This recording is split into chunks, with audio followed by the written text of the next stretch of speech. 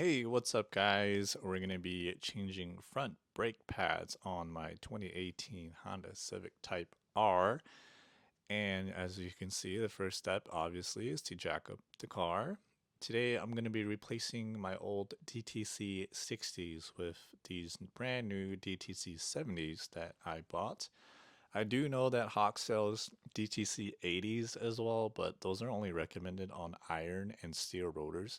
So I opted just to stick with the 70s. And obviously, yes, you want to use your jack stands. Safety is priority. And I jack up the car in a different spot so that I could use that pinch weld for the jack stand. I use a block of wood in that little gap on the side skirt, and every Type R owner knows what I'm talking about. You could use I use a little block of wood and I put it right in that spot and jack up the car via that. Then the next step is to take off your wheel after you've also raised the other side of the car.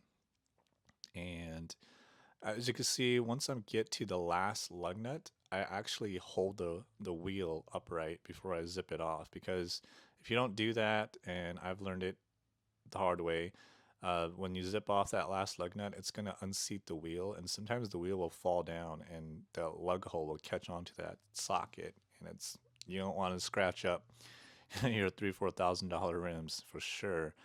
But yes, after you're done with that, go ahead and take it off, set it down gently.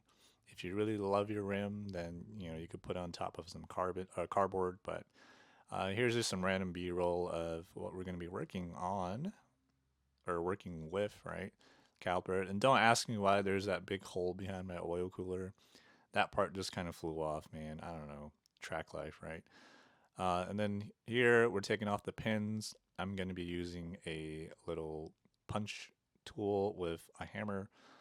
And yeah, if you like your car or if you love your car, don't do what I'm doing. As you can see here, I'm just completely messing up the paint on this caliper. But for me, it's a track car, so I don't really care. But if you like your car, find a better way to do this. Essentially, you just want those two pins out. Something small enough metal that will fit the hole, which I actually end up doing here. Yeah, I found this little star screwdriver or whatever, but it's big enough just to hit the hole and has a flat edge at the end, which is nice. And I ended up using this to punch out the rest of the pins, or sorry, punch out the rest of the way of the pin. And I'm just kind of carefully doing it. I don't think it really matters which side you do it first, but I opted to go both of them at equal, and then I just kind of finessed the top one off. Use a little muscles, which I don't have, skinny arms that I have there, and I think I finally get it out here. Come on, you can do it. Yes, the first one out. Second one's going to be a lot easier now because there's no tension left. And then also that retainer clip in the middle.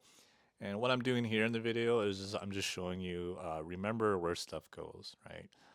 For this kind of stuff, what we're doing today, it's only goes in one way, so you don't have to worry about it. But it's a great habit because once you start doing bigger jobs in the car, um, you want to have that habit. So there you go. Got the first pad out. When you pull these pads out, they're going to be a little sticky still. So because the piston is still slightly, not giving it any kind of space or gap for you to pull out the pads. So you just kind of have to pull it or push it against the pistons to kind of free some gaps so that you could pull it out. And these are the new DTC 70s. I'm only doing front pads today, like I said. Here's another angle of the brake pad outside of the box. Here you go, DTC 70s, and they look awesome. Fresh pads, gotta love it. Fresh car parts, new tires, new brake pads. Probably one of the best feelings when you race cars is just having new pads. And so what I do here is I bought this tool off of O'Reilly, just my auto uh, store down the block. And this tool actually, they want you to take off the whole caliper to use it, but I ain't got time for that. So what I ended up doing was I used an old brake pad to fill in the gap on one side because the tool itself don't have enough thread to even compress the pistons. So you have to use one old brake pad to kind of, help fill in the gap. And then I put it in long ways, and I make sure the one side that's not, and there goes my big ugly head. The one side that doesn't have a brake pad, you just got to make sure that metal pad is making contact with both of the pistons. And then the other side, you don't have to worry because the old brake pad's making contact with both the pistons. But a little bit of finesse, kind of work your way around. If you don't want to do it this way, you have to take off the caliper. But I mean, who wants to do that, right? Especially just for a brake job. So there you go. Thumb of approval. Thumb of approval. You'll see that a lot throughout this video, but I finally got it after a little bit of finesse, and then just go ahead and ratchet, kind of hold the tool down as best you can. Your arms and your hands are going to get a little cramped up from doing this, I'll tell you that. The video don't do it justice. It took me so many times to do that, but I finally got it, kind of showing you guys, yes, pistons are compressed. And one cool thing too is the old brake pads, they have even wear. So, you know, that just goes to show just how great Brembo products are. Throughout all the driving and thrashing that I do on these brakes, they still do very well. And here, obviously you want to clean all your stuff. Those are the titanium shims. Those are the gyro disc ones.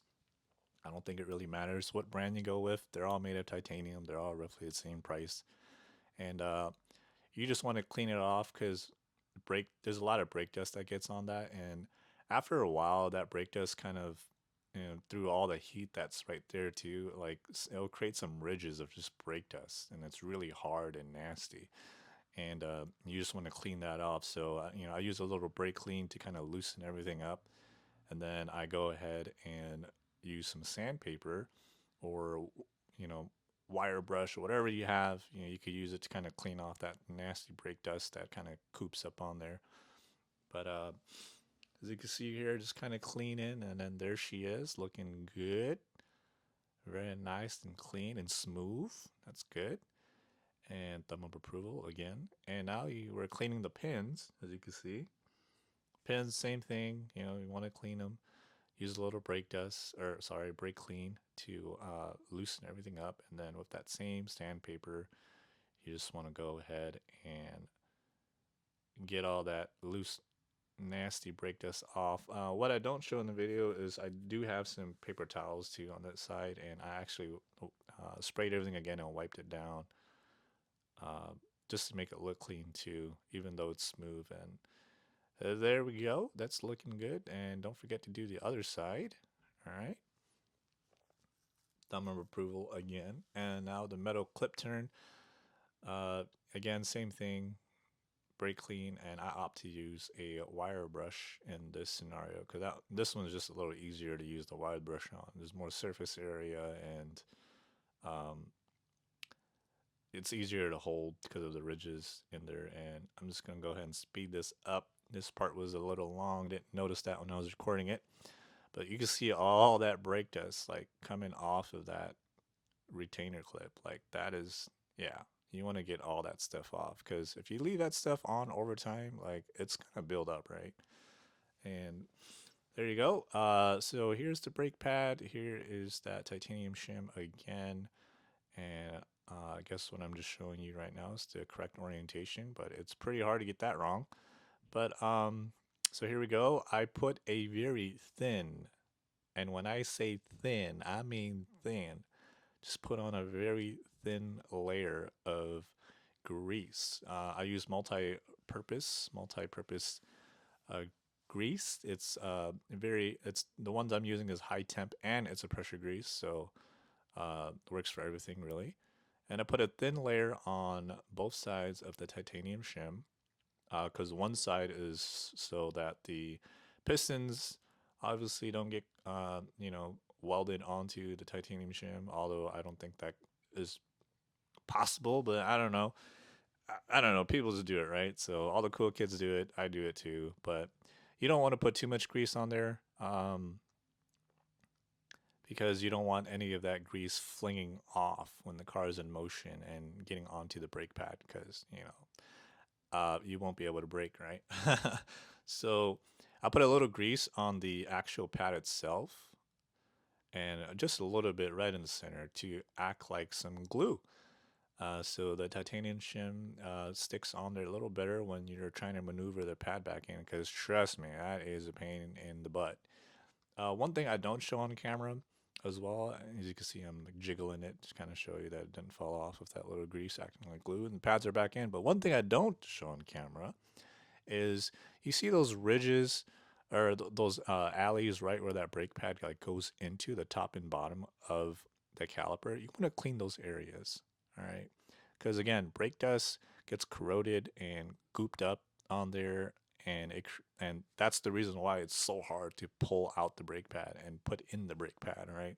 So make sure you clean those areas too, where the brake pads slide into the caliper. So don't forget to clean those areas. And here, finally just putting everything back in together and just make sure it's correct orientation. The pad might fall a little deeper in, so you just kind of have to pull it out, line up the holes, go ahead and get it in. Uh, One thing too is when you're punching in the pin, the ends of the pin, sorry, has this little metal ring, and you want to make sure when you're, I'll show you, it's in a second here. I'm gonna grab the hammer in a second here, and I'll finish my thought. But come on, you got it. You got it. There we go. Do I got it? Yeah, there. Yeah, there we go. All right, I'm struggling. I'm sorry, but when you take a hammer and you start punching in the pins again, obviously when you punch in the pins using that hammer, you want to be very careful. As you can see, they kind of got stuck on the titanium shim, so if I was hammering that dude, like that titanium shim would have been gone, right? So you just want to carefully, gently tap the pins back in. And my big ugly head's in the way again, but there's a metal ring around that pin, and you want to keep tapping in that pin until you don't see any more of that metal ring. But you don't want to tap the pin too far in, all right? Because that thing will go through. All right, I've witnessed that firsthand. So you want to tap it just enough where that metal ring is in the caliper and you don't see it anymore. That's really ugly. I don't know why I did that, but yeah. And then here's some tips and tricks. But I mean, once you get those pins in, the correct orientation of the metal clip, you're good. And here's my little trick here again on this side. What I said earlier. Uh, you see those I'll call them ears of the brake pad. Those where the pins go into. That first pad, you want to pull on that to kind of create space so you can get it out. And then that second pad, it's a little hard, so you use the palms of your hand and you push on it against the pistons to kind of free space. And right here are lug nuts. So if you're like me and some of your rotor screws have popped out and your rotor is like just wiggling around while you're trying to put in these brake pads, it's going to make the job a lot harder. So a tip here is to use some of your lug nuts to kind of hold the rotor in place in its stationary correct place so that it's not going to move around, jiggle around while you're putting in the brake pads. Because trust me, that helps out a lot. And here, I happen to create enough space to use two brake pads, and that made the job a lot easier. But you're gonna have to finesse your way to kind of like make that happen. But if you can make that happen, which you will, I recommend doing that just so you know for sure that the pads or that the pistons are evenly pushed back in. And here, just putting on the wheel again, I on all of my cars, I hand tighten the lug nuts back on, and then I just use the lowest setting on my Milwaukee half-inch impact, which is one, and just to seat that lug nut and that rim onto the car, and then obviously jack it up, take out the jack stand, and then I lower it not all the way down, but like more or less like halfway down, or until the rim is touching the floor. Um, I don't know. I learned it in tech school. They're like when you're tightening or torquing down lug nuts, you don't want the full weight of the car on the rim. I don't really know if that is a thing or not, but I don't know. I paid a lot of money to go to tech school, so if that's what they said, that's what I'll do. But I don't know. It's became a thing. I used to just drop the car on its nuts. Maybe at the track I still do that, but if I can, when I can, I do it, I guess, quote unquote, the proper way, which is to go halfway down and not have all the weight of the car on the wheel when you're torquing down the lug nuts. Again, don't quote me. I don't know. All right. This is what the teacher told me at tech school. And ever since then, I've been doing it. So obviously, star pattern. Uh, Type R calls for 94 foot pounds for lug nuts. I just put it on 95. My intervals go up by 5 pounds, so it's hard to figure out what four is. But there we are. Double check the lug nuts after you do the star pattern. Do that one full circle just to make sure everything is hit. And there she is, guys. Front brake pads, that easy. You see that piece of wood? Yep, that's the wood I use. But easy peasy, guys. And there you are, done with your front brake pads. Honestly, if you do it without trying to film a video, you could probably do it within a half hour. They're very easy to do, especially these fixed calipers is what these calipers are called. So, but yeah, thanks for watching, guys. Hopefully this helps you out when you're doing your front pads, and y'all have a great day.